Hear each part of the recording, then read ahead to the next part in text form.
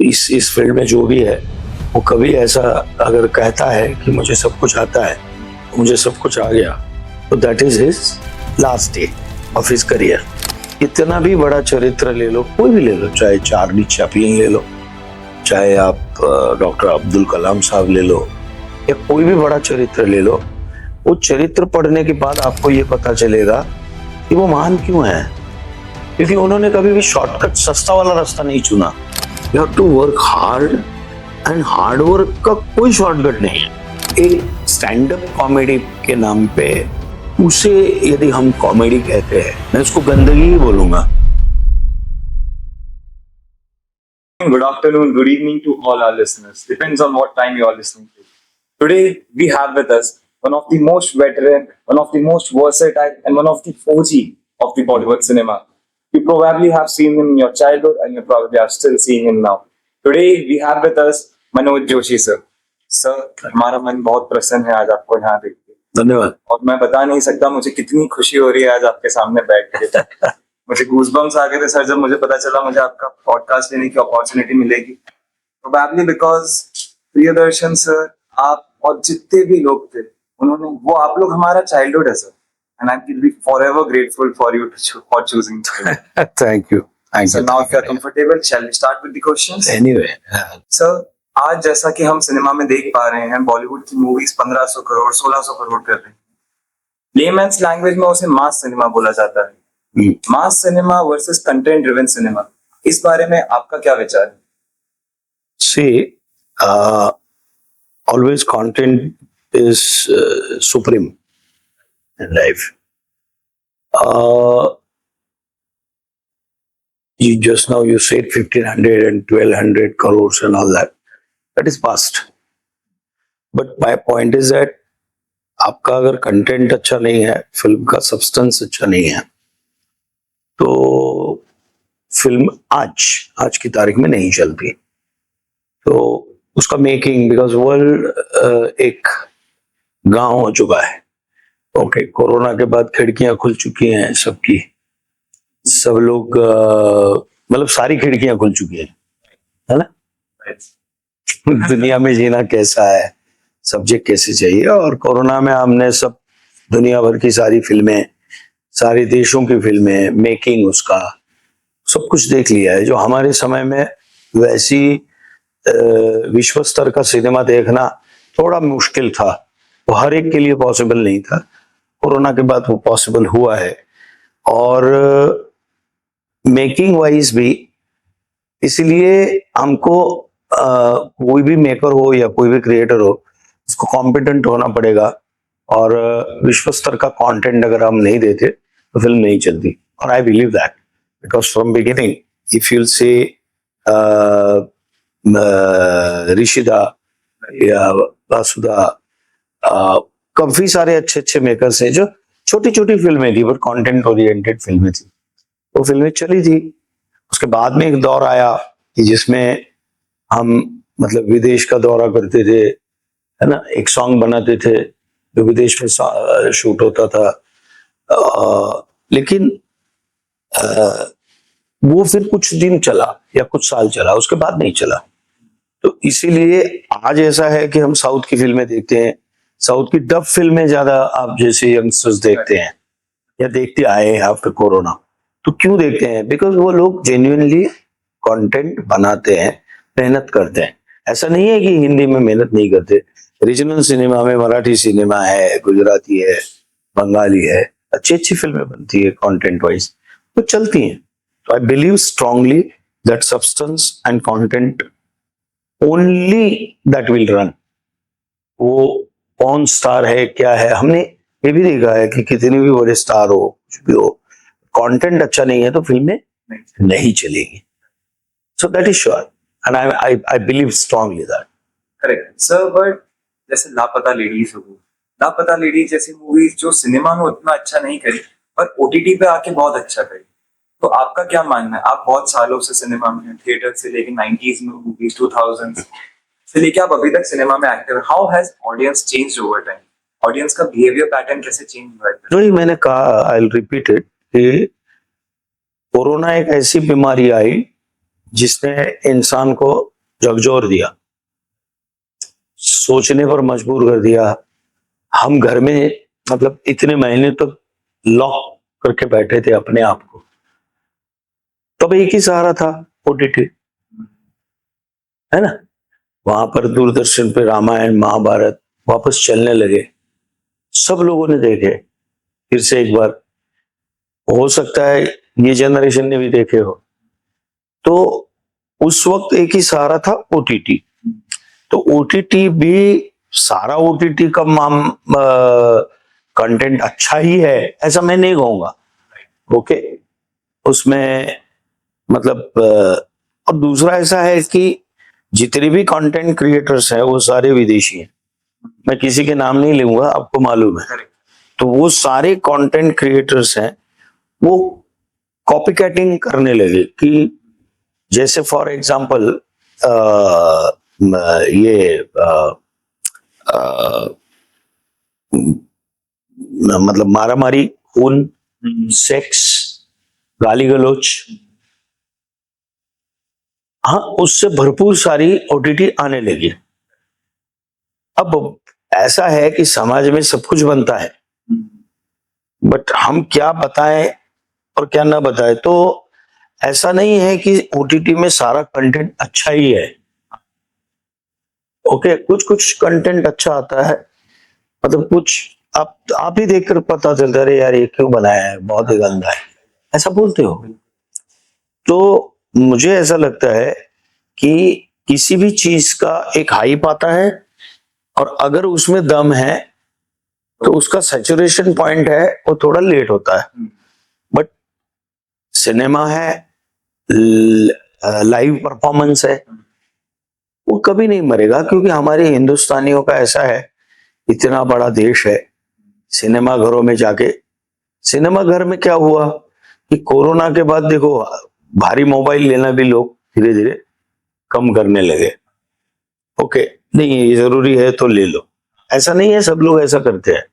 सो ticket के भाव भी बढ़ गए। मतलब एक परिवार अगर फिल्म देखने जाता है तो विथ पॉपकॉर्न एंड टिकट उसका खर्चा होता है लगभग 3-4 हजार 5,000। तो वो बोलता है यार 4 लोगों को लेके जाता हूँ, 5,000 का खर्चा होता है या 3,000 का खर्चा होता है, तो उससे बैठकर मैं ये जब आएगी तब ओटीटी पे देखूंगा। ये भी एक मानसिकता हो गई थी, और शायद इसलिए फुटफॉल जो है सिनेमा में कम हो गया और ओटीटी पे ज्यादा आ गया। बट ऐसा नहीं है कि हर एक व्यक्ति के पास ओटीटी अवेलेबल है, हाँ ये वो कुछ ही चुनिंदा लोगों के पास है। हाँ सब, हाँ, तो वो सब लोग सब्सक्राइबर है ही ये जरूरी नहीं है। हाँ, तो ऐसा है कि same again I will repeat, whether it is OTT, whether it is film और live performance, if you have a solid substance, अच्छा सब्सटेंस, तो चलेगा। आज छावा है, I just give the example, क्यों चली ये फिल्म? क्योंकि ये जो इतिहास है, या संभाजी, छत्रपति संभाजी जी के बारे में मालूम ही नहीं था, ये हुआ था, है ना। तो मुझे ऐसा लगता है कि कंटेंट अगर अच्छा है, सशक्त है, तो चलेगा। मतलब कंटेंट ड्रिवन सिनेमा भी एग्जिस्ट करता है। Yes yes yes, I believe है। यानी वो परसेप्शन गलत है, और कंटेंट ड्रिवन सिनेमा मतलब content is still the king. कोई भी ओटीटी हो या कुछ भी हो, आप ही मुझे बताइए ना, आप देखते क्या हो? कंटेंट वाला देखते हो, बिना कंटेंट का देखते हो? कंटेंट वाला सर, जैसा मैंने बताया 3-4-5 हजार अगर आप सिनेमा में जाके दे रहे हैं, यानी ये एक आउटिंग जैसा है। यानी आपसे कोई मूवी देखनी है तो कंटेंट। True true. सर आपने इतने बड़े करियर में इतने सारे को स्टार्स के साथ काम किया, बट ऐसा कौन सा को स्टार था which personally stands out for you? Actor सब बेहतरीन है, तभी वो चल रहे हैं, पर ऐसा कौन सा था जो आपको भी लाइफ में सिखा के गया, यू नो, होलिस्टिक डेवलपमेंट में आपकी हेल्प करी? सी बेसिकली दिस आर्ट, इस फील्ड में जो भी है, वो कभी ऐसा अगर कहता है कि मुझे सब कुछ आता है, मुझे सब कुछ आ गया, तो that is his last day of his career. So every time you are learning something or other, whether he is a director, whether he is a writer, whether co-actor or छोटे छोटे एक्टर होते हैं, तो हमेशा आपको कुछ ना कुछ किसी से मिलता ही है। तो इट्स नॉट दैट कि पर्टिकुलर एक ही आदमी ये था और इससे भी सीखा, बट यस, मैंने बहुत लोगों के साथ, काफी ये स्टारों के साथ काम किया है और सभी अच्छे हैं, बिकॉज हर एक की अपनी एक काम करने की एक शैली है और अच्छे मतलब हार्ड वर्किंग है सारे, जितने भी लोगों के साथ काम किया। तो each and every person teaches you, each and every moment you learn something new, and I think that is the process of an art. Sir आपने बात करी कि art is a continuous learning process. अब जैसे आप जैसे इतने veteran actors हो गए जो इतने टाइम से इंडस्ट्री में हैं, अब आपको क्या लगता है, आप लोगों ने कंटेंट ड्रिवन सिनेमा किया जिसकी ऑडियंस बहुत नीच थी, आप लोगों ने ऐसी मूवीज करी जो 100 नहीं नहीं, ऐसा नहीं है कि मैंने हर सिनेमा कंटेंट ओरिएंटेड ही किया, वही बोल रहा हूँ कुछ बफूनरी भी, कुछ ऐसे ही टाइम पास कॉमेडी भी थी। ऐसा जरूरी नहीं कि हर सिनेमा वैसा ही था, बट जो मैंने किया मैंने 100% दिया अपना। I think that is why people are loving me till today. Sir मैं अपने सवाल पे वही पूछना चाह रहा था कि आपने हर एस्पेक्ट को कवर किया बट आपने स्टिल बोला कि art is still continuous learning process. अब आपको क्या लगता है as Manoj Joshi, a person who is so recognised in the cinema, अब आपके लिए अचीव करने को क्या बचा है सिनेमा में? ऐसा है, आप सिर्फ अचीव करने के लिए ही नहीं जीते, आप अपने सोल के सेटिस्फेक्शन के लिए भी जीते हो। Beautiful words. ओके, तो ऐसा नहीं है कि मुझे ये मिला फिर मैंने 150 60 70 फिल्में कर दी, सारी भाषाओं में काम कर लिया, तो मेरे लिए क्या बचा, ऐसा नहीं है। अगर ऐसा होता तो आज 70 साल के, 75 साल के, 80 साल के एक्टर भी हमारे बच्चन साहब हैं, है ना, नहीं तो वो स्टॉप कर देते। बट ऐसा है कि काम करना ही हमारी जिंदगी है और हर बार नया कुछ ना कुछ करता रहे, कुछ ना कुछ अच्छा करता रहे, करते रहे रादर, यही इच्छा होनी चाहिए। और मुझे लगता है कि सोल सेटिस्फाई नहीं होता ये काम, अरे यार ये नहीं किया मैंने, ये नहीं किया मैंने, ये नहीं किया। तो ऐसा कौन सा है, ऐसा स्पेसिफिक मैं नहीं बोल सकता, बट यस, मुझे बहुत कुछ करना है अभी, मैंने कुछ नहीं किया है, ऐसा ही मैं मानता हूँ। तो सर आपका बड़ा या बिकॉज मैं थिएटर भी करता हूँ, तो right now I am doing in theatre. मैं सावरकर जी के फैमिली जो हैं, मतलब तात्याराव जी सावरकर जी, उनके भाई, बड़े भाई बाबा राव जी, बाला राव जी, उनकी पत्नी, तीनों की पत्नी है, उनके पॉइंट ऑफ व्यू से सावरकर जी की फैमिली ने क्या क्या सहा। मतलब ये तीनों तो वहां थे जेल में, अंडमान में, कितना सहा है उन्होंने, ये सहा है तो उनकी फैमिली को क्या क्या नहीं सहना पड़ा। तो उनके पॉइंट ऑफ व्यू से ये स्टोरी है, अभी ये भी प्ले कर रहा हूँ। सावरकर जी के अलावा उनकी फैमिली के बारे में सर जानकारी नहीं है, तो इसीलिए मैं वो कर रहा हूँ कि ताकि लोग उसके बारे में, उनके बारे में जाने, और उनका जो राष्ट्र प्रेम था वो कितना जबरदस्त था, जो आज की पीढ़ी को भी पता चले। That is my intention. उसके बाद भी और तो एक गुजराती भी थिएटर करता हूं मैं हिंदी थिएटर करता हूं, तो मैं 3 भाषाओं में, तीनों माध्यमों में आज तक काम करते आया हूं। आपके थिएटर के बारे में सर भव्य गांधी जी ने भी मेंशन करा था लास्ट ईयर जब वो हमारे में TEDx में। सर अब बात जब यंग जनरेशन की हो रही है, तो आपने जैसे बताया कि इतनी मूवीज करने के बाद भी आप अभी थिएटर कर रहे हैं, परंतु हमने आजकल देखा है कि कुछ कुछ एक्टर्स हो गए, एंड इसकी इंस्पिरेशन में एक रेफरेंस है टुवर्ड्स द यंग जनरेशन कि कुछ कुछ एक्टर्स आजकल मूवीज में आते हैं, एक दो मूवीज करने के बाद ही एक जो बड़ा प्रचलित शब्द हो गया आजकल पीआर, उनकी पीआर इतनी स्ट्रांग हो जाती है कि वो शॉर्टकट टू सक्सेस करने की कोशिश करते हैं। और आजकल का यूथ भी किसी भी फील्ड में सोचता है कि अगर शॉर्टकट मिल जाए सक्सेस का तो बेटर होगा, रादर देन कि मैं लगा रहा हूँ और हार्डवर्क करता है। मैं आपको एक क्रिकेट का उदाहरण दूंगा। ओके, क्रिकेट में सचिन तेंदुलकर नाम है ना, वो व्यक्ति ने कभी भी किसी भी चीज का पीछा नहीं छोड़ा और कभी भी शॉर्टकट नहीं ढूंढा जिंदगी में। एक एग्जांपल देता हूं, कितना भी बड़ा चरित्र ले लो, कोई भी ले लो, चाहे चार्ली चैपलिन ले लो, चाहे आप डॉक्टर अब्दुल कलाम साहब ले लो, या कोई भी बड़ा चरित्र ले लो, वो चरित्र पढ़ने के बाद आपको ये पता चलेगा कि वो महान क्यों है। क्योंकि उन्होंने कभी भी शॉर्टकट सस्ता वाला रास्ता नहीं चुना, ये करूंगा तो ये होगा। तो आजकल क्या हुआ है कि सोशल मीडिया है, it's a good thing. Actually social media हमारे लिए है, हम सोशल मीडिया के लिए नहीं है। ये तफावत, ये फर्क अगर हम लोग जाने तो मेरा पीआर अच्छा होगा, मेरा मार्केटिंग अच्छा होगा, मुझे लोग जानेंगे। ये कोई सूफियानी बातें नहीं है, ये सत्य में कह रहा हूं।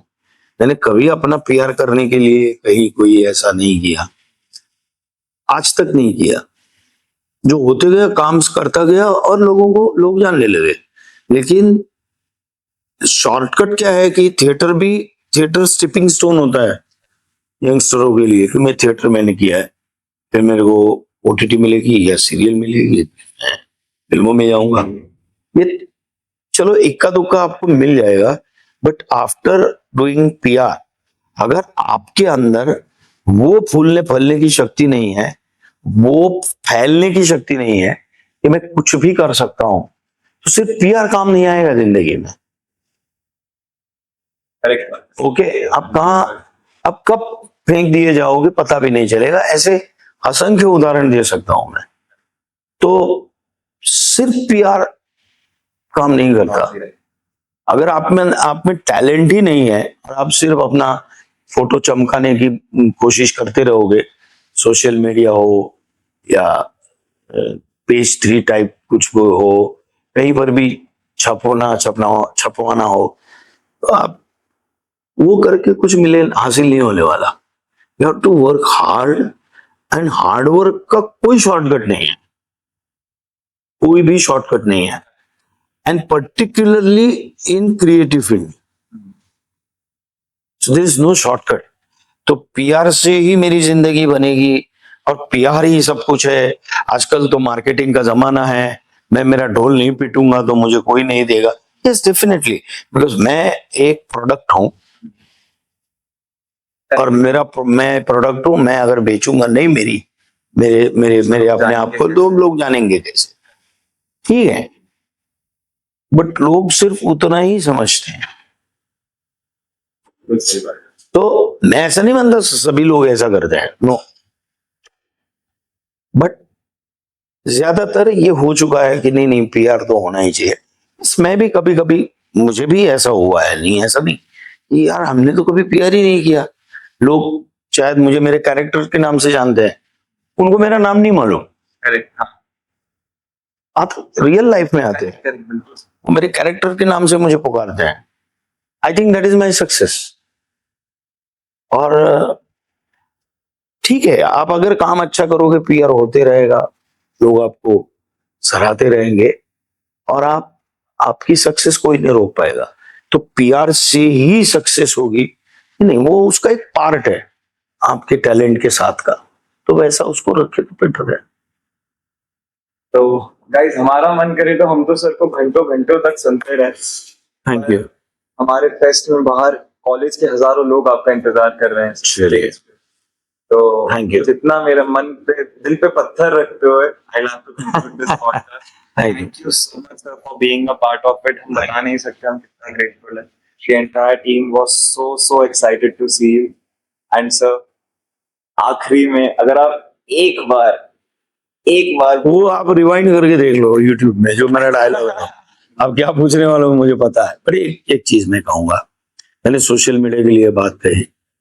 आज क्या होता है ना, कॉमेडी के नाम पे मैं किसी के नाम दे के या मुझे किसी पर वो करना, ऐसा नहीं है कि एक स्टैंड अप कॉमेडी के नाम पे हम लोग, मतलब आज का जो यंगस्टर है वो जो सुनने जाता है और उसे यदि हम कॉमेडी कहते हैं, हमारे देश में इतने जबरदस्त ह्यूमरिस्ट हुए और जिसको डार्क या ऐसा कुछ नाम दे के कॉमेडी के नाम पे। सी हमारा प्रॉब्लम है ऐसा है कि हमने वेस्ट ने किया इसलिए हमको वो करना है। उन्होंने फलाना टीवी पे एक प्रोग्राम चलाया, वो हमको करना है। उनकी जो मेकिंग है ना, उसमें ये कंटेंट होता है, वो कंटेंट हमें डालना है। और वो चीजों का अनुकरण या अनुसरण हम न करें। हमारे यहाँ ह्यूमर के, देखो मैं चार्ली चैपलिन है ना, उसका उदाहरण हमेशा रखता हूं मेरे सामने। उसने कभी सस्ती, छिछरी, गंदी और नीचले स्तर की कॉमेडी कभी नहीं की कि दूसरे के कपड़े फाड़ के, अपने कपड़े फाड़ के उसने ह्यूमर की है। दूसरों को कपड़े नहीं फाड़े, दूसरों को गंदा नहीं कहा, दूसरों को विभत्स रीत से या विकृत रीत से कभी भी कुछ नहीं कहा। अब कभी भी उसकी कोई भी फिल्म उठा के कभी भी देख लो, उस फिल्म का नाम भी नहीं पता होगा ना, आप हंस हंस के गिर जाओगे। आई थिंक दैट इज ह्यूमर।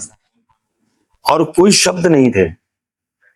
तो मैं ये कहता हूं कि हमारे जनरेशन को, हमारे भारत की जो जनरेशन है, बड़ी ऊर्जावान है, बड़ी विद्वान है, अच्छी है, लेकिन ये ऐसी चीजों में अपने आप को, क्योंकि लोग लाइव सुनने के लिए उनको 5,000 10,000 रुपए का टिकट दे के जाते हैं, है ना। वो बच्चा जो जाता है उसको 10,000 क्या 100 रुपये कमाने की भी उसकी अकल नहीं है, न वो कमा पाता है। बट माँ बाप सशक्त हैं, देते हैं, इसलिए हम वो टिकट लेके ये मैं इसको गंदगी ही बोलूंगा कि what kind of platter, fruit platter आप ये बच्चों को दे रहे हैं। मतलब सड़ा हुआ फ्रूट अगर मैं दूं तो अंदर कीड़ा पैदा होगा, और अच्छा मैं खाना दूं तो मेरे शरीर को लगेगा और मेरे शरीर को गुण करेगा। वैसा ही माइंड गेम है। तो ये मैं युवाओं को कहना चाहूंगा कि इसका बिल्कुल समर्थन न करें, ये टिपिकल ह्यूमर के नाम पे। और मैं कोई झंडा लेके नहीं निकला हूं, लेकिन मैं जानता हूं यहाँ इस देश में शरद जोशी हुए, इस देश में फुल्ल देशपांडे हुए, इस देश में बहुत सारे ह्यूमरिस्ट हुए, उन्होंने कभी ऐसा काम नहीं किया। तो ये युवाओं को सोचने की आवश्यकता है और उसको लेके चले। हमारे भारत का कल्चर, हमारे भारत की ह्यूमर, हमारे भारत का साहित्य बहुत बड़ा है, तो उसमें रुचि रखें। Thank you, thank you, Thank you so much, sir.